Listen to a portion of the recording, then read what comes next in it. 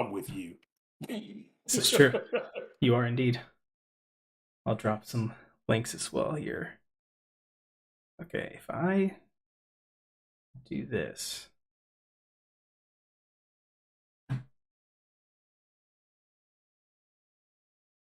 Nope, that's not what I wanted to do.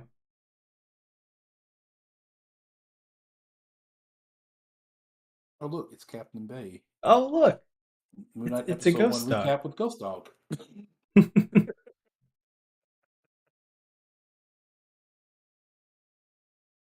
Oh, I need to do this. There we go.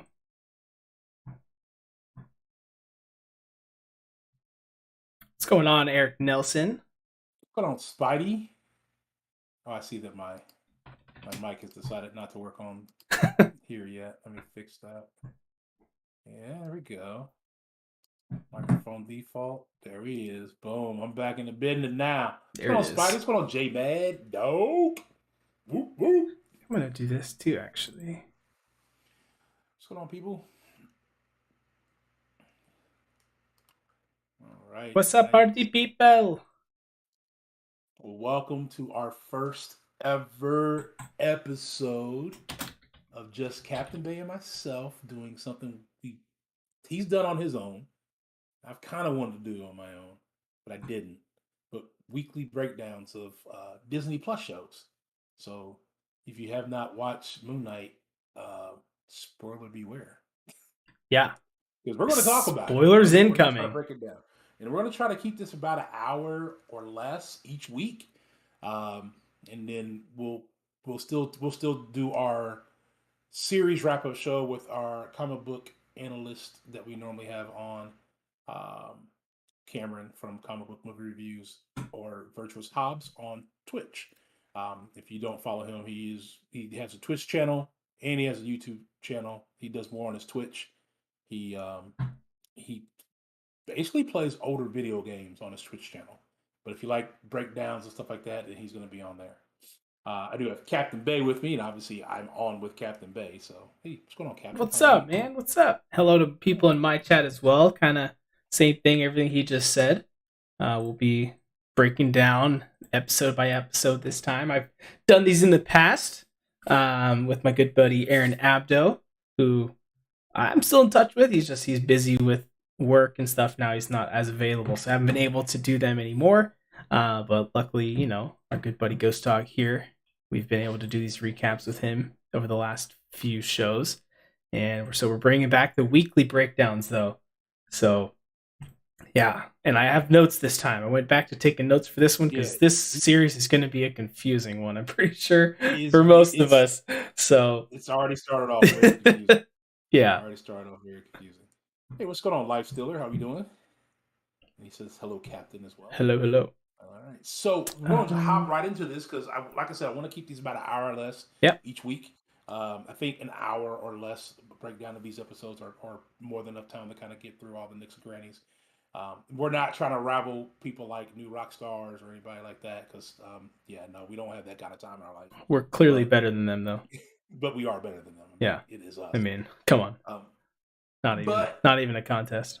Not at all. So hopefully each week we'll bring something to you like this, and we'll do that. We'll definitely do these 6 weeks, and then I think also Obi-Wan comes out. Yes, soon. Comes out end of May, I believe. Right about not long after this series wraps up. So this is a 6-week series. This will wrap up right around the middle of May. We'll get like a week or two, then Obi-Wan will start. And if we like these and we like doing these breakdowns and we can find the time to continue to keep bringing you guys new, different content, then that's what we're going to do. And kind of go forward from there. We'll do this, and then this will be something different outside the game that we'll do. But we'll start off with Moon Knight itself, based on the information that I found via my mind. Oh, I'm weakening on the wrong side. A former U.S. Marine struggling with dissociative identity disorder is granted the powers of the Egyptian moon god, but he soon finds out that these newfound powers can be both a blessing and a curse to his troubled life. So the series starts by following a gentleman by the name of Stephen Grant, a mild-mannered gift shop employee. Um, he becomes plagued with different types like blackouts and things like that, and memories of another life. And honestly, I'm gonna be honest with you, I was confused. I was like, I liked the episode, but I definitely was confused behind the episode itself. So, Captain, tell me what your thoughts were on the series with Steven and Mark. Hold on one sec. Tweeting out. I almost forgot to tweet. Oh, he's tweeting. He's tweeting. So I'll continue. But Stevens discovers he has dissociative identity disorder and shares a body with a mercenary named Mark Scepter. As Steven and Mark's enemies converge upon them, they must navigate through their complex identities while thrust into a deadly mystery among the powerful gods of Egypt. Okay. And there was one god in particular that was talked about early on in this one. Okay, I'm ready now. Sorry, forgot I hadn't tweeted it. I want to make sure I get us out there, you know what I'm saying? Let's go. All right. World Breaker, Life Stealer, Jason, Jabari, and Nita. How you guys doing? All right, retweet yours. So yeah, I was really pleased with the first episode, just out the gate. I thought it started off really good. Got me really excited for what's going to happen. Someone in my chat's asking, how much do we know about the characters before watching it, apart from their bio in MCOC? I could lie and say I knew everything there is to know about this character, but I'd be lying. Yeah. My background of this character outside MCOC was I did hear that people have referred to him as basically MCO or Marvel's version of Batman, but not in terms of like obviously the background is very different and the power he has actual powers where Batman doesn't. It's more so like the look of it and the darkness of it, and Moon Knight. Batman's called the Dark Knight. There's a lot of similarities between the characters, kind of. So I'd heard people kind of say that, but I've seen more of the background of Moon Knight to see like he's not really Marvel's version. Sure that I don't know if the design of the character was inspired based off Batman. I think it might have been. Initially he was basically Marvel's Batman. Okay. Was the initial thought of this. Due to the fact that now that the MCU or whatever they're calling themselves for their TV series area, they are more so writing it a little bit differently, just so that he's differentiated from Batman at this time. Gotcha. All right. That I did know. There we go. I found out. Nice. All right, so yeah, I guess let's just hop right in now to the first episode. Yeah. So episode 1, I am frozen, or am I? No, I'm not. I'm good. Frozen? Okay. He's good on my side. I just was standing there smiling, looking weird. So episode 1 opens up to Arthur. What's his name? Arthur Harrow. We start out on the villain Arthur Harrow, kind of zoomed in, doing some kind of ritual of some sorts. By the way, yes, this is going to be spoilers. I guess I didn't put that anywhere. In my thing, I just realized. But I mean, I feel like it's kind of self-explanatory. But yeah, maybe I should put spoilers at some point. But yes, this will be spoilers. So if you haven't watched the episode yet, get out of here. Yeah. Go watch the episode and then rewatch this video so you know what you just watched. Yeah, we'll leave them up on our channel for viewing purposes. So yeah, last warning. Go leave now or you're gonna get spoilers. So opening scene, we start out with Arthur Harrow, and he is doing some kind of ritual. And you see him like he shows the pawn, like the back, like he flips his hands over, and you see like the tattoo on his arm, and it's like some kind of weight thing. I can't remember what the thing's called, like a pendulum or whatever. Right. And the tops of it, actually, I didn't notice this at first, are actual like crocodile heads, which symbolizes the god, the Egyptian god Amet, which he refers to later in the show, that is the god that basically he worships, essentially. And it's also the head on that staff that he puts between the arms later in the episode. So yeah, so that's kind of cool little symbol there. The god is associated with the god with like judgment, basically, which we see later on that he's judging people based on their acts and all. So And he says that, I know I'm kind of skipping ahead, but I know one of the things he said that Ahmed judges people not only for their past, but something they may do in the future. yes, yeah, he sees their past and their present. He has that. That's the conversation he has when he approaches Stephen Grant in the museum later. They have that little back and forth. And one of the breakdowns I actually watched made a kind of interesting comparison between Arthur Harrow and the way that he's judging people and determining if they get to live or die. Similar connection to kind of on almost Thanos, in the sense that Thanos was not, he's kind of judging people, saying we need to get rid of people, but it's more random. And this is Right. actually just based on action. So it's kind of a both trying to get rid of people kind of thing. Type of deal. And so then the opening scene though ends very odd. He smashes the glass Right. and puts it in his shoes, and then he walks around with glass in his shoes for the rest of the time, which you would made me cringe very much when I figure first saw would that. hurt, A little right? bit, a little bit. He didn't make a sound. Nope, when he he stepped on the did not. glass. He did not. They were saying something as crushing. Was it? Was it Eric Voss was saying that he was crushing the glass as glass is like basically sand, so crushing it back to sand. At some point, I wasn't 100% sure what the reference was behind that. So again, very confused. Yeah. Out the gate. Then we move on from there to Stephen. What was Stephen's last name? Stephen Grant. Stephen Grant. Yes, we get Stephen Grant waking up in his bed. Yes. Shackled to his bed.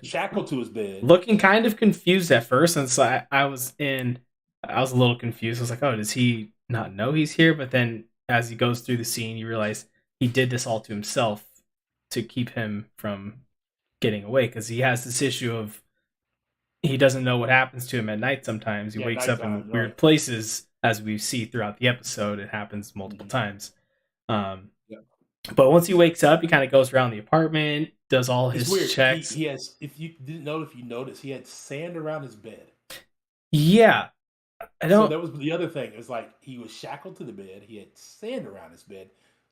I said that to my girl, and she was like, "Yeah, to see if he, if you look for footprints in the sand, to see if he got out the bed." Yeah, I was going to say. I think it's to see. He checks it in the morning to see if he gets up in the middle of the night or anything. Yeah, because later on he puts more sand down. Yeah. So that, and then he puts a strip of blue tape up as well, and checks the blue tape to make sure that he didn't been removed. Yeah. So then is strange for someone who has this disorder. Yeah. Well, the thing like he doesn't. The Stephen Grant persona doesn't realize though at this point that he has this alter ego essentially. So exactly. Yeah, he just doesn't know what happens. So he's kind of confused, as are everyone watching it. So then he goes on and you hear him talking on the phone. Sounds like he's leaving a voicemail for his mother, which who knows, that might be true. But if this is an alternate ego that he's created in his mind, because the Mark Spector character is the actual person that his real name is, who this character is, the one that was in the military and all that kind of stuff. It was Mark Spector, and the Stephen Grant persona was created by him. Mark. So who is he really talking to on this phone? We don't know. Is he even talking to anybody on the phone? We don't know. So that might be an interesting thing. And there was also, I think someone pointed out too, it's kind of interesting that the few people that he feels like sharing his life and stuff with are people that don't talk back to him. There's just one on the phone. He's leaving a voicemail, leaves like 2 voicemails with her. And then the other one is that gold statue, which is it a statue or is that like a person? Like no, it was a statue. It was an actual statue. Okay. Because at first I thought it was like just like a street. I thought it was a street performer kind of thing. Because then they even had like the tip. He had the tip thing at the bottom too. So that's why I thought maybe it was like a street performer. I don't know. Yeah. So real quick, Manuel just asked. He said, "Sup, Ghostdog and Cap." So so we have 5 more episodes. Do you think the action will ramp up next episode or a couple of episodes? It was a person, he said. Manuel says it. Yeah, someone in my chat, Fred, is saying that it was a street performer because you don't leave tips to a statue. Which that's my thing. I saw the tips. Like, why would they wouldn't be leaving a Yeah, I tip? guess that makes I think sense. it But was it could be like a wishing tip thing. I don't maybe. know. I don't know. The dude never moved a blink, so Yeah, he he was did actually not. he was He actually was in straight freeze frame, like for sure. yeah. Um, But next episode, do you think we'll get a little bit more action? I I think think we'll answer so. that Yeah, towards yeah. We'll yeah, talk about that a little bit more. yeah. Towards Once the we end. get through the breakdown of the episode, then we can talk about future episodes and what we'll do. We can do it that way. I guess that way we kind of stay focused on this episode. So save your questions like that, and we'll get to them at the end. We'll get to them shortly. I mean, you So can put them in chat. I'll yeah, try to yeah, remember yeah, them. and then we'll kind of go back. So yeah, after he finally leaves the apartment, he goes to work, which he works at this like Egyptian museum, I believe. Right. Um, and where you initially thought he was a yeah, tour guide. yep, he shows up, starts talking to a little girl, sounding like he's a bit of a tour guide or something. Then his boss shows up and says, "Mark, go work your stand. You don't do this. Go sell the toys." Basically, Yeah, go sell toys to the kids. What's going on, Sunspotted? The lady playing his boss at the museum does such a good job playing the jerk boss role. Yeah, she did. It was good. It was definitely like a look. I don't care about you. You're my employee. This is what you're supposed to do. This is what you're not doing. You're not showing up on time. Come on, just do what I want you to do. And then he has kind of a little bit of a weird interaction with one of his other coworkers, who says like, "Hey, Steven, I'm looking forward to our date. Going to the steakhouse and all that kind of stuff." And he's kind of just like, "Yeah, what?" So what? Clearly like, hinting again toward that the Mark character took over and had the confidence to ask this coworker out on a date to go to a steakhouse, and the boss makes a joke like, "What is a vegetarian gonna eat at a steakhouse?" And he's like, "I don't know, salad." So bread. It's kind of a yeah. So then they get J-Mad Dog that question, sir. That's not right. We'll get to that later. And chill out. What's going on? Wasn't subscribed, but you are now. Appreciate your subscription, my man. Very much so. So yeah, he gets reminded about the date that he didn't set. So yeah, come to think that Mark must have set the date. Yeah.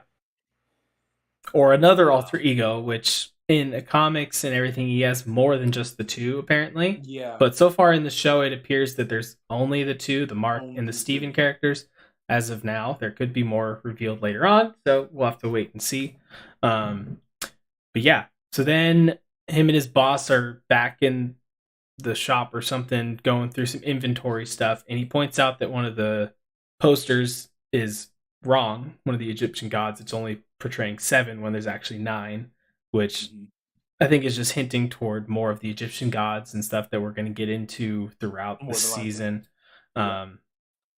Yeah, then he goes on, has that conversation with the statue, like the gold street performer, statue, whatever you guys want to call it, person. And there's a lot of reflections throughout this episode too that are really cool visuals that are just more so like showing this split personality that he has. So there's like reflections from the waters, there's mirrors. Yep. It's just a constant theme throughout the episode to constantly being reminding us like this guy has multiple things going on with him and he doesn't know what's going on. You're not supposed to know what's going on. We'll figure it out as we go, kind of thing. Right. So we move from there where he was it just he went back home at the time? That's when he goes back home and he's trying to like keep himself awake. Correct. Playing with the Rubik's Cube and going through a bunch of books and looking through just looking at different all kinds of stuff. Then all of a sudden he eventually, I guess, fell asleep at some point. Mark character took over. Mark persona took over, and he wakes up in the middle. He just wakes up in the middle. He just wakes up in a field outside of the Alps, and his jaw's like all messed up, and he's like, "What? What just happened?" So clearly he blacked out, and the Mark character took over, and we find out that he had gone there to steal this golden scarab. which we don't know the full relevance of it. Well, I think of it yet. they kind of reveal it a little bit because it's I mean, the last time I seen the Scarab was on the Mummy, and they broke out their little case and they went into your body and ate your brain. What's the deal with the fish? Any significance there? We'll get to the fish in a minute. I don't think the fish is going to be much. I think that was just a more so to like show a little bit of a time lapse kind of thing. Yeah, the time lapse thing and all that good stuff. So, anyways, he wakes up outside of this like castle thing or whatever, and these people start yelling at him, and then you hear this voice yell to him like, "Go back to sleep," and he's just like, "What's going on?" Yeah, the idiot's back. Yeah, like. We all have voices in our head, but that one would be a very creepy one. Was out loud. Yeah. And then these people just start chasing at him, and he has no idea why. He's just running away. And goes down into the town, and then tries to disguise himself and like hide in the crowd with everybody. Then he comes across this grouping of people and the villain Arthur Harrow shows up. And he's doing his whole like spiel about, why they're there and everything, and asks people if they want to find out the truth or their judgment or whatever it is. Right. And that's when we get a person that goes up. Guy goes up first. He tells him he's a brave soul. Yep. And he grabs him by the hands, and his little pendulum on his arm actually starts moving. Correct. Yeah. He puts the staff between them. The staff's like swaying, kind of like, I don't know, I guess getting a grasp. Almost like another pendulum. Yeah. Yeah. Like two different pendulums basically swinging. Yeah. And it stopped perfectly back to its normal state, just like the normal tattoo. Mm-hmm. And turned green. And he told him that you must live a very good and long life. Yeah, you get to live basically as you've been a good person. Then he asks, "Is there anyone else that wants to know?" And then this old lady says, "I must know." And she goes up, and sure enough, it turns red, and she's like, "Oh, but I've been a good person my whole life." And then her whole being, everything gets sucked out of her or something. I don't know. Yeah, exactly what happens. It says that they understand that he not only looks at your past, but he looks at what you may do in the future, or what you will do in the future. So clearly that old lady was a menace to society and was going to wreak havoc like crazy, so she had to go. So yeah, that's kind of a crazy superpower. You wouldn't want to hold that guy's hand if you weren't prepared for that. No. After I've seen that, I'm good. So then the guys that were chasing Steven at the time, they whispered in Arthur's ear like, "Hey, the intruder," or I don't know exactly. He got away. Yeah, but he's here somewhere in the city, and then Arthur says something in, is it Arabic or wherever they were. What was the country they were in? It was like right outside the Alps, is what they say. Yes, whatever the Alps are. I don't know. Wherever they were speaking, in that he said something to them in their native language. Everybody takes and they all think and he doesn't, and so he's like, I've been spotted. Spotted. So calls him up there and tells him that I know you took my golden scarab, and he's like, I don't know what you're talking about, blah blah blah, because you're the mercenary. That's what they call him, the mercenary. Oh yeah, he called him the mercenary. That's what it was. Yeah. He says mercenary. I'm a gift shop. My name is Stephen Grant. I work at a gift shop. I run the gift shop at this museum. And it comes back later on. Yeah, I thought that would have been an alias. Yeah. It comes back later on. So they try to take the scarab from him. And Khonshu. Is it Khonshu? Khonshu, Mark, or however it works. Yeah. Somehow the other persona of him was not allowing him to hand over the scarab that he had stolen. And he's just like, "Why are you messing with me? Just give it to me. Stop doing this." And he's like, I'm really trying to not like. It felt like kind of like a scene that I'd envision like Jim Carrey doing something like that. I feel like Exactly. like in Liar Liar. Liar, So it liar. kind of felt like Yeah. something out of that. It was kind of cool. Um, Yeah. Yeah. so So then yeah. and then at some point, like they all like grabbing his hand, trying to break it apart. And right when it looks like they're about to get it, all of a sudden he like you see his eyes kind of like roll back in his head. It's the first time we kind of see the transition. Right. And then it just flashes again to Steven being back in control and being there. And all of a sudden his hand's like super bloody. There's people all over the ground, and he's just like, what just happened? Then he gets in a truck, starts driving. They get in a big old car chase. Yep. And different times through this car chase, he has these same blackouts. Mm-hmm. Each time that essentially he was in over his head, Mark or whoever the Khonshu would either one of those two. I wasn't quite sure who was taking over. I think it's technically both of them because the Mark character is possessed by Khonshu. So when he takes over, Khonshu's like in control, I think. Right. I think that so they make the reference to avatars later on. So basically Mark is Khonshu's avatar that embodies his powers, I think. Is how it works. Yeah, that's how it works. Which you kind of see right at the end of the episode. Yeah. But through the car chase, several different times, and you can hear Khonshu even talking to Steven, like even to the point of he tells him, truck. He's like, wait a minute, what? Truck, idiot. Yeah. It slowly swerves out of the way, out of the way of getting hit by a truck. And then I believe some of those logs come back later on at the end of the chase and protect him somehow from that same truck. I don't know if that's the case or not. I'm not 100% sure.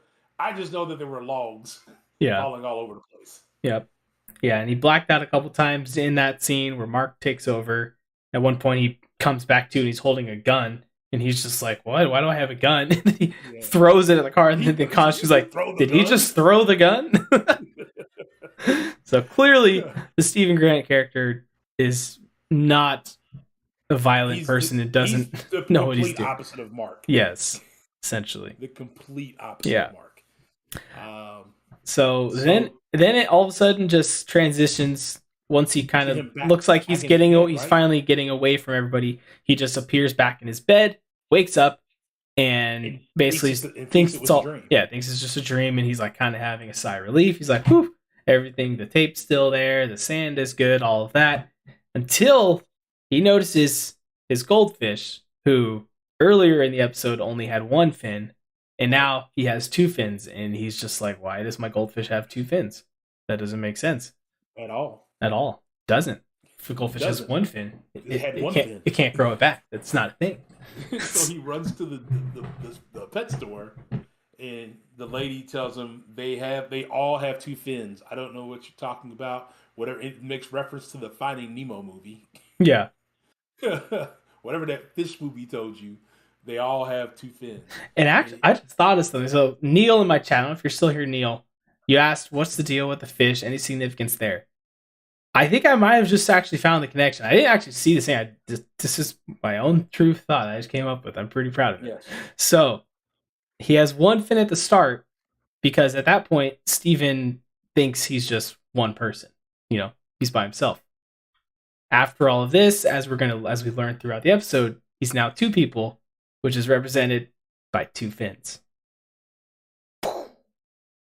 Yeah, there you go. There's your connection. That's what the fish symbolizes. That he's realizing now that he has two people. He's two personalities. The other fish died, and Mark went out and bought a fish. Oh no! Obviously, yeah. That's what it is. Because the lady did say like, that's what I told you yesterday, and he's like, yeah. Obviously, that's what happened. I'm just meaning though the symbolism of it. Yeah, is that is possibly what's going on. I really think that Mark and Khonshu are both inhabitants of the body. Before he gets the cupcake truck, you hear the Khonshu voice say, if he drops the Scarab, I'll kill you both. Yeah. True. It's a little wonky how this whole connection between Khonshu and Mark Spector really works. I'm hoping more of it's going to get explained. It's as the all episode fishy. goes What's on. up? What's going on, Max? How you doing, man? For sure, for Um, sure. and Interesting LKMCOC. spin on Stephen Grant, very non-canon, traditionally an American movie producer. Um, to be clear, that Mark Spector is Moon Knight and S. Grant is a created personality. Yeah, yeah. Mark Knight is the actual character, and Stephen is the made-up personality that he's made up somehow to Mhm. protect himself. I'm Yes, assuming. because it's in the comics too. It's said that he creates these multiple personalities so that he has different ways of getting information from different people. So this one character he has connections to this other group and whatnot, kind of things like that. So, Mhm. but so far as of now, it looks like this Stephen Grant character he literally just created to be essentially his alter ego of like, oh no, I'm a normal person. I just work Right. I work a gift I just shop work at a gift shop. at a museum. That's all Yeah, it is. It's that's all I do. nothing special. So yeah. So then after that though, he remembers he's like, oh yeah, I've got this date with this super hot coworker of mine at this steakhouse I'm He sees the excited for. time on the wall. Right. Yeah. He So he's says, "Is like, that time right?" It's like I just woke up. yeah. So he rushes to go there, sitting there, getting stood up. He's thinking, we've all been there, am I right, guys? Uh, no, you haven't. Oh, I may or may not have.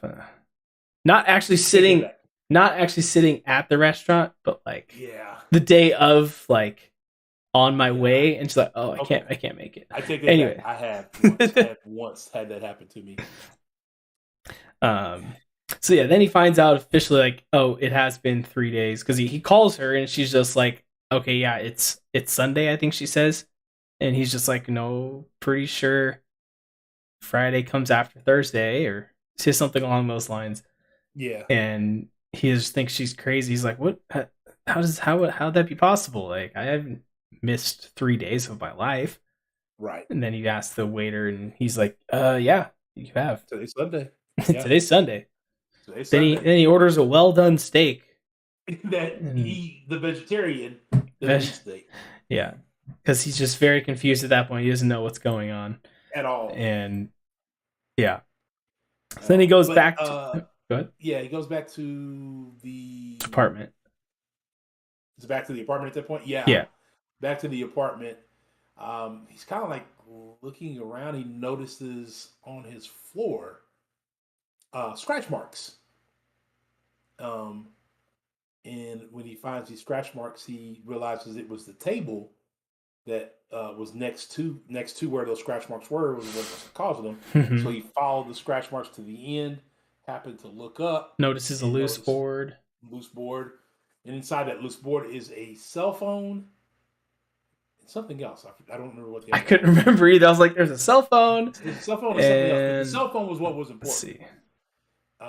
Because he looks at the cell phone and it's got several missed calls from a woman named Layla. Is that her name? A Key. Thank you, J Mad Dog. Yes, oh yeah. Key. Yeah, Layla, and then there's someone named Duchamp or something. Duchamp. Yeah, like one time. Yeah. Duchamp. So I think that's just some nod to else was Layla. Something that's going to be a nod to someone. And then he calls her back. She answers, and she's just like, yeah, like you're alive. Oh my God, you're alive, and blah blah blah blah blah. And I've been calling you for months. I thought you were dead. And he's like, who are you looking for? Yeah. She's like, Mark, stop. What's with the accent and all that kind of stuff? And he's just like, why'd you call me Mark? And he starts to like, again, be confused. Just the constant theme throughout the episode, as everyone else in the chat watching it. Yeah. So then he starts to really freak out. Yep. And gets like a vision of Khonshu chasing him down the hallway, basically. Yeah, then it just like turns into the old lady. Yeah. What was an old lady that he envisioned? It was Khonshu, but it was actually a lady. Yeah. And she gets paranoid by him, so she gets off on the 5th floor instead of getting off of whatever floor she was going to get off on. It's like, yes, my good friend so and so is right here. I'm just gonna I'm just visiting them, and so that happens, and then he's late to. Is it then at the point he's late to work? Then he blacks out again, and then he comes to on the bus. Yes. And he gets off the bus and looks back at the bus and sees that Arthur Harrow was also on the bus, and he's kind of like, whoa, what, this guy's back? He also saw, as he was on the bus, actually before that, he saw another vision of Khonshu showed up. So he rushes into work. He's kind of in a panic. He's like telling the guy at the front desk, like, hey, if you see this guy coming in after me, just do me a favor, don't let him in, basically. His boss shows up, getting on him, like, hey, you need to go here. He's like, no, just get out of my face. Like, no, I'm not going to do this right now. Tries to. She's like, well, you're going to do inventory tonight. Yeah. You're on inventory. Yeah.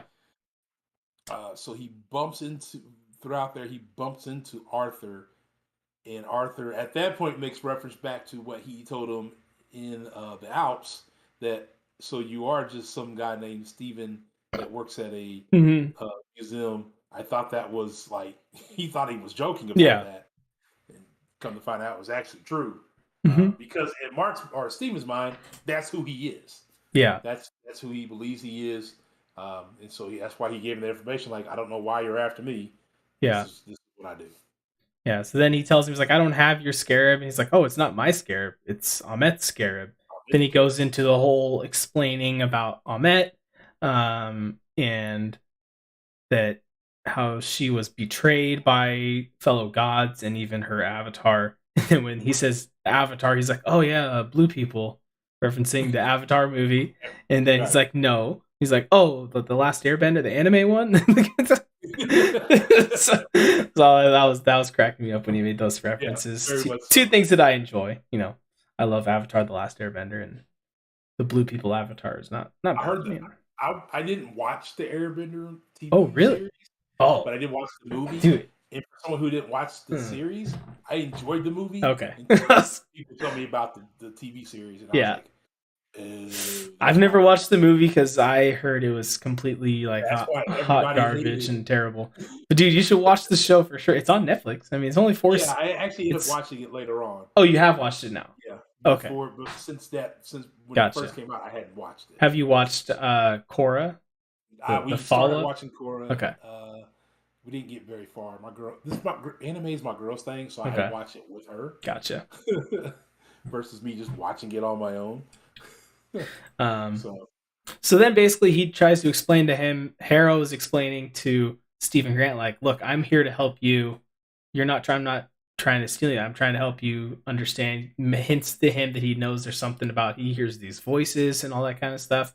So then he convinces him to do the little ritual thing with the staff there. And it just keeps swaying, and the tattoo just keeps moving. He doesn't actually do anything, and then he looks at him, he's like, there's chaos in you. Yeah. Obviously, because part of him, this Stephen Grant persona, is, he's a good guy. He's fine. But the Mark Spector character, he obviously is very bad and hurts people. Not bad, but I mean, compared to Stephen Grant, like he's a violent person, and then he's also got Khonshu in him. Yeah. There you go. Yeah. So then he runs off. It flashes to him then doing inventory later in the night. He hears some noises, goes and looks for it, finds out as he's like kind of wandering through, that's where again we get the the mirrors and the mirrors come back where it reflects his alter egos. But then as he continues walking, that those reflections of him stay there and still look around. So another hint toward his multiple personalities. And well, we saw that in the trailer, so we knew that was going to be a thing. It seemed like a lot of this episode was in the trailer breakdowns, the initial trailers, I feel like. Yeah, it was. There was a lot of this in the initial breakdown of the trailer. So then we move forward to okay. What was that? Someone referred to it as a jackal, I guess. I don't know. Yeah. Some kind of monster is what I was going to go with, but someone said it was a jackal, so we'll go with that, I guess. I don't know. But it's chasing him, and he's like freaking out. Huh. J Man says, but he died once so she could take his soul. Who Who died? you referring to? Yeah, who So died she, once? because that's how I've heard people say too that like, in order for Khonshu to have taken over Mark's body as to be his avatar, that the Ah, Mark okay. character had died. Had So died. that the Maybe he Khonshu died essentially saved because he him. wasn't he military? So maybe he died in Maybe, I don't know. military. Maybe It just wasn't brought I'm up during this guessing. episode. I'm thinking we'll get more flashbacks Yeah, we'll to get give more us that information about background. that. Because I mean, if they don't give us like the origin of how this happened, well, and also it's kind of hinted that he's been the Moon Knight character for about, I think, a month or however long. Because when he calls that girl on the phone, she's like, "I've been trying to get a hold of you for this long." So like that kind of is the moment, like prior to like that around whenever that happened last time she had spoken to him was the last time he was normal. So that's when Yeah, Khonshu very kind of took over him. That's kind of spoke what with I've him. been hearing. So Yeah. So then the jackal's chasing him throughout the museum, um, and you hear Arthur say, "Just give us the scarab, and you won't be, no harm will come to you." So then he takes his little satchel, man purse, and throws it, and the jackal just leaps all over it, and he's like freaking out that point. yeah, It gets to a point where he locks himself in a bathroom after being chased throughout the museum, and the bathroom has mirrors on both sides. And as he's walking back, you could hear Mark say, "I can save us," and he's telling him, "Steven, look, pay attention. You have to give me control." yeah, He's like trying to get him to stop freaking out and give up control uh, back to him, so that he can help him defeat this jackal. And it's kind of like a tussle back and forth. Steven's talking to him via the mirror.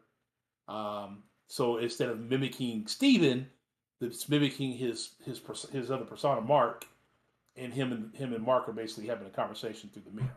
yeah,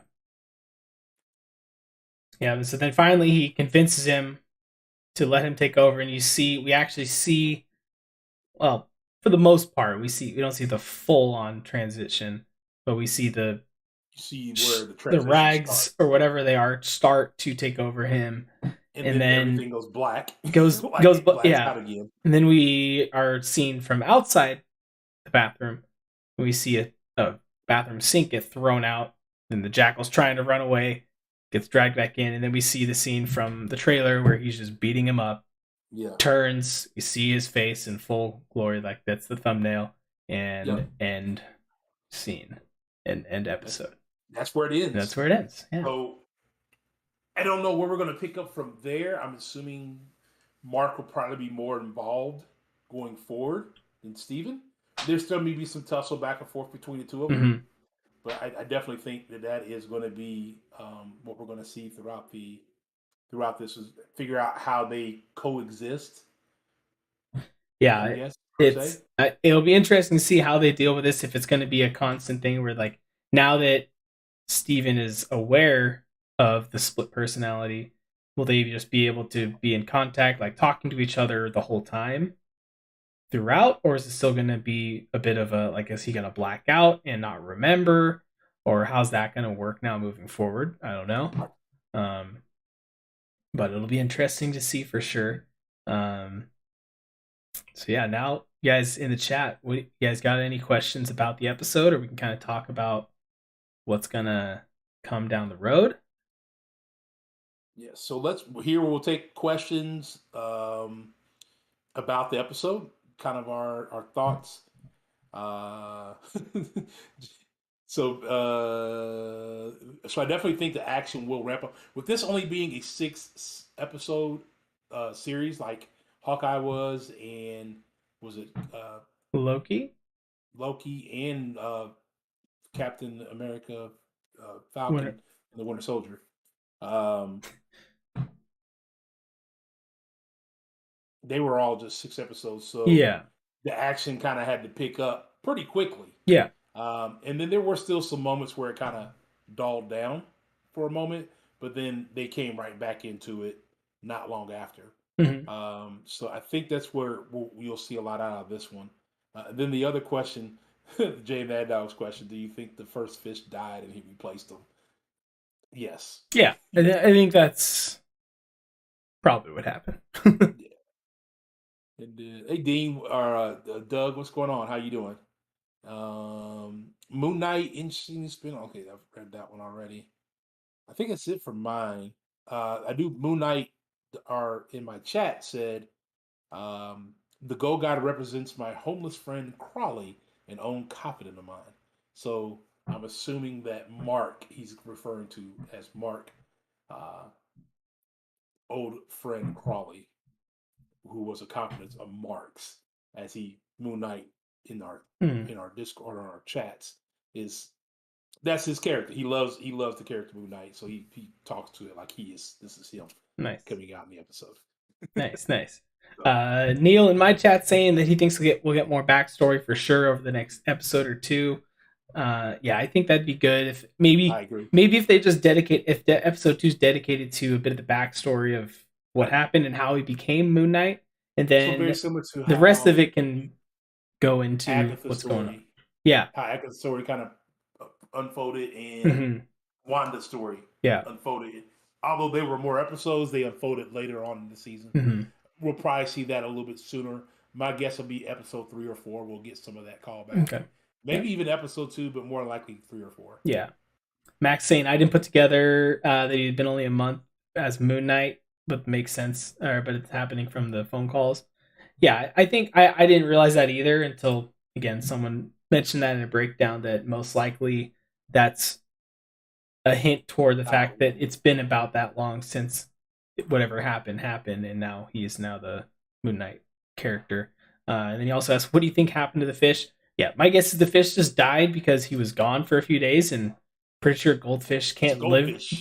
Goldfish can't live very long without being fed. I don't think Right. so. I think it just died, and so he just went and replaced it to hope that Mark wouldn't notice.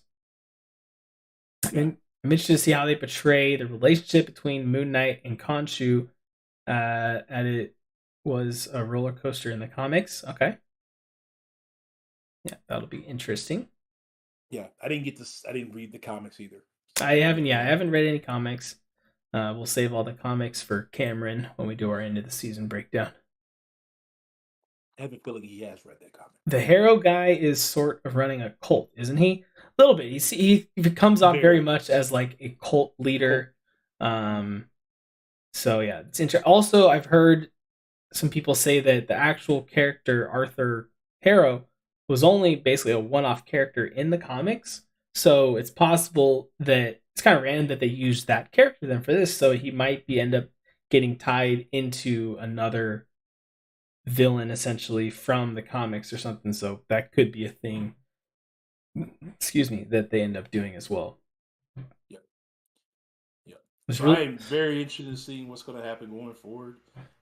Episode 2 will be premieres. What is it? Tuesday. So Wednesday morning. Yeah. Early Wednesday morning for those who stay up late enough or get up early enough to watch it. I Was usually catch it Wednesday afternoon or Wednesday evening before I do my streams on Wednesday. Yeah, I used to stay up late to watch them, but ever since I started my new job, I don't make it to that time of the night during the weeks during the weekday anymore. So I have to wait. Which is one of the reasons why same here. Between having a regular job and a business and trying to plan a wedding and all that fun stuff, it's late night, super late nights. It's like 3 a.m. for me when it comes on Wednesday morning. And no, I'm not staying up that late. So, nor am I getting up any earlier to watch it before I go to work. Yeah. So, catch it Wednesday evening. And then we'll try to do these breakdown episodes on Sunday each week. Unless one or the other one of us has something going on, then we'll make the adjustment accordingly. But catch us here every Sunday about this time. Yeah. Also, my buddy Joe in the chat was saying he was really hoping that I would be wearing the Wanda outfit when he got back on the chat here. Because it's still in the mail. It's been lost in shipping for a while, so the costume's on its way still. Unfortunately, I haven't been able to get it, but But yeah, guys, continue to keep watching the episodes. Come back for your breakdowns, and we love to chat with you. Yep. So bring your questions, bring your thoughts. We're not going to be your traditional breakdown episode like New Rockstars and them. We're going to be doing this live. We're in person, and we're going to be talking to you guys about it. So, and we love to hear your guys' inputs because sometimes a lot of times you guys are smarter than this about this stuff than we are. So definitely like to hear your guys' inputs. Join my Discord, join Ghostdog's Discord. Mine's in my description. Is yours in your description? Yeah, mine's my description as well. Cool. So yeah, join those guys and hit us up on there. And yeah, we can talk about the episodes throughout the week and whatnot, and have a good old time with it. Yep. Well, I think that's going to be it for this week. We're at 52 minutes, roughly. Right about what we were hoping for. It's perfect. Right what we're hoping for. Hoping to do that each and every week for you guys. But until next week, for this particular episode, until next week, we will catch you on the flip. Yes, sir. Don't say it. I thought about it. Don't do it. Don't do it. Don't do it. Hippopotamus. All right, guys. Until then, later. Later, everybody.